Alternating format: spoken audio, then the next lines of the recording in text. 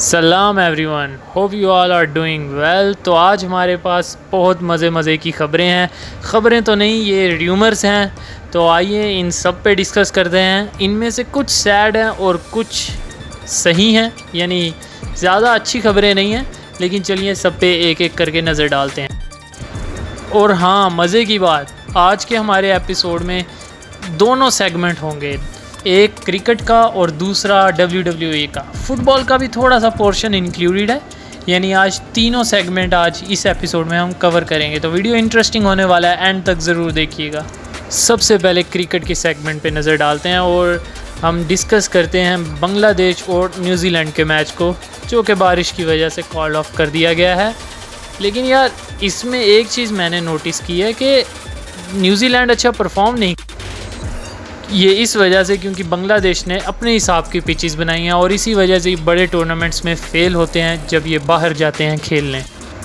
अपनी मर्ज़ी की पिचेस बना लेते हैं और फिर बड़ी टीमों को हरा लेते हैं, अपने लोगों को टेम्परेरी खुशी दे देते हैं, फिर वो लोग ज़्यादा एक्सपेक्ट करते हैं और जब बांग्लादेश बड़े स्टेजेस पे डिलीवर करने में नाकाम रहता है तो उनको बहुत दुख होता है। आई थिंक इनको पिचेस पे थोड़ा काम करना चाहिए और आइडियल पिचेस बनानी चाहिए क्रिकेट के लिए, ताकि क्रिकेट के साथ भी जस्टिस हो और बांग्लादेशी फ़ैन्स के साथ। अब बढ़ते हैं दूसरी खबर की तरफ, जो कि मुझे काफ़ी शॉकिंग और सैड लगी कि हफीज़ ने टेक्निकल कमेटी से इस्तीफ़ा दे दी।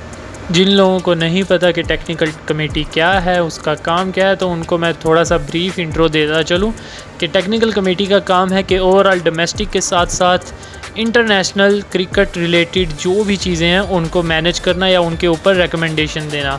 जैसे अंपायर्स के ऊपर रिकमेंडेशन दे दी, क्रिकेट स्ट्रक्चर कैसा होना चाहिए, स्क्वाड पे रिकमेंडेशन दे दी, और जो प्लेइंग कंडीशंस हैं, जो स्टेडियम्स वगैरह हैं, उन पे रिकमेंडेशन दे दी। ये होता है टेक्निकल कमेटी का काम, जहाँ से हफीज़ ने इस्तीफ़ा दे दिया है। मुझे कहीं कहीं लगता है इसका कहीं पाकिस्तानी स्क्वाड से लेके कुछ लेना देना तो नहीं, कहीं उसकी वजह से तो हफीज़ को रिज़ाइन नहीं करना पड़ा। इतना कॉम्प्लिकेटेड स्क्वाड, ये तो वैसे फ़िलहाल अभी तो रात के 1:30 बज रहे हैं, ये स्क्वाड कल अनाउंस होगा 11 बजे, तो शायद आप जब ये वीडियो देख रहे हैं तो स्क्वाड अनाउंस हो चुका है। हमारे पास स्क्वाड की भी लीक्स हैं, चलिए उन पे नज़र डालते हैं। तो अगर हम स्क्वाड की जो लीक्स हुई हैं उनको देख के चलें तो एशिया कप वाले स्क्वाड में कुछ ज़्यादा चेंजेस नहीं आई हैं। हाँ, कुछ मेजर चेंजेस आई हैं, जैसे हसन अली का इंक्लूजन हो गया है, लेकिन अबरार अहमद नज़र नहीं आ रहे। ये मैं लीक्स की बात कर रहा हूँ, ये ऑफिशियल नहीं है, क्या पता हो सकता है कि ये गलत हो, लेकिन जो लीक्स आई हैं उनके अकॉर्डिंग हसन अली आ गए हैं और अबरार अहमद नहीं आए, ना ही इमाद वसीम, और कुछ लोग तो आमिर का भी वेट कर रहे थे, तो अनफॉर्चुनेटली आमिर भी नहीं है। और सबसे शॉकिंग न्यूज़ ये है कि नसीम शाह का भी इंक्लूजन है। पहले ख़बर आ रही थी कि वो अपना वर्ल्ड कप इंजरी की वजह से मिस कर देंगे, लेकिन जो लीक्स हैं उनके अकॉर्डिंग नसीम शाह भी स्क्वाड का हिस्सा हैं। मैं दोबारा कह रहा हूँ, इनको सिर्फ र्यूमर्स लेके चलना, ये ऑफिशियल नहीं है। ऑफिशियल में उन्होंने कहा एक सरप्राइज़ अनाउंसमेंट है, तो मे बी अबरार के साथ साथ इमाद वसीम भी आ जाए, लेकिन मेरे अकॉर्डिंग ये मुश्किल है, क्योंकि जैसे हफीज़ का रिज़ाइन करना, शायद इसी वजह से रिज़ाइन करना कि बाबर अपनी दोस्ती यारियों को आगे लेके जा रहा है। तो आई थिंक कि जो आप सोच रहे हैं उससे हट के स्क्वाड होगा। तो एक दफ़ा मैं लीक का यहाँ फ़ोटो भी डाल देता हूँ, आप पास करके पढ़ सकते हैं। If the leak is real, तो यार ये स्क्वाड थोड़ा डिसअपॉइंट करता है, क्योंकि ना ही आपके पास इमाद वसीम है। इंडिया की जो स्पिनर फ्रेंडली पिचेस हैं वहाँ आपको एक स्ट्रॉन्ग स्पिनर चाहिए, ना ही आपने अबरार को इंक्लूड किया और ना ही इमाद को। तो आई होप कि ये स्क्वाड जो लीक हुआ है ये टोटली फेक हो, और जो हमारे लिए कल 11 बजे अनाउंस होगा स्क्वाड, उसमें हमारे लिए कुछ बेहतर हो। रूमर्स के अकॉर्डिंग सरफराज अहमद भी स्क्वाड का हिस्सा हो सकते हैं। सरफराज अहमद के साथ साथ इब्रार अहमद, हसन अली के बहुत स्ट्रॉन्ग चांसेस लग रहे हैं कि वो होंगे, और फ़खर जमान, जिन्होंने पिछले 10 मैचेस में बहुत ही बुरा परफॉर्म किया है, उनका भी इंक्लूजन है। तो अभी तो फ़िलहाल मिक्स्ड रूमर्स आ रहे हैं, एक तरफ कम्प्लीटली डिफरेंट स्क्वाड है और एक तरफ कम्प्लीटली। और अगर मैं अपनी बात करूं तो मुझे लगता है कि शायद सरफराज अहमद को ये इंक्लूड ना करें और अब्रार अहमद शायद स्क्वाड का हिस्सा हों। और इमाद वसीम और मोहम्मद आमिर की बात है जहाँ तक, तो मोहम्मद आमिर का बहुत ही मुश्किल है, वो स्क्वाड का हिस्सा नहीं होंगे। तो इमाद वसीम के चांसेस हैं लेकिन उनके भी बहुत थोड़े। तो आई थिंक कि अब्रार अहमद हो सकते हैं स्क्वाड में, सरफराज, आमिर और इमाद वसीम इनका बहुत मुश्किल। हसन अली के भी बहुत स्ट्रॉन्ग चांसेस लग रहे हैं। तो एशिया कप के स्क्वाड में अगर देखा जाए जो न्यू प्लेयर्स इंक्लूड हैं वो हैं हसन अली, अब्रार अहमद। तो यार आई थिंक आमिर को चांस देना चाहिए। अगर आमिर हमारी टीम को ज्वाइन करते हैं तो हमारा पेस अटैक बहुत ही ख़तरनाक हो जाएगा और हमें एक एक्सपीरियंस्ड बॉलर की ज़रूरत भी है।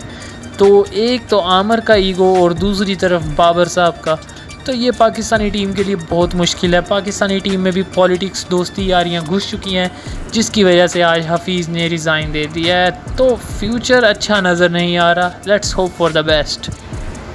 तो यार अब बढ़ते हैं फ़ुटबॉल के सेगमेंट की तरफ। तो यार 29 ईयर ओल्ड पुर्तगीज़ फ़ुटबॉलर जो कि बार्सिलोना की तरफ से खेलते हैं, उनका कहना है कि ये उनका ड्रीम था कि बार्सिलोना के लिए खेलें और ये उनकी फैमिली को भी पता था। उनका कहना है कि बार्सिलोना के लिए मूव करना रिस्क था लेकिन वो अपनी ज़िंदगी में रिस्क लेते रहते हैं। वो कहते हैं कि मैनचेस्टर सिटी के लिए वो शुक्रगुजार हैं। When Barca call you have to go.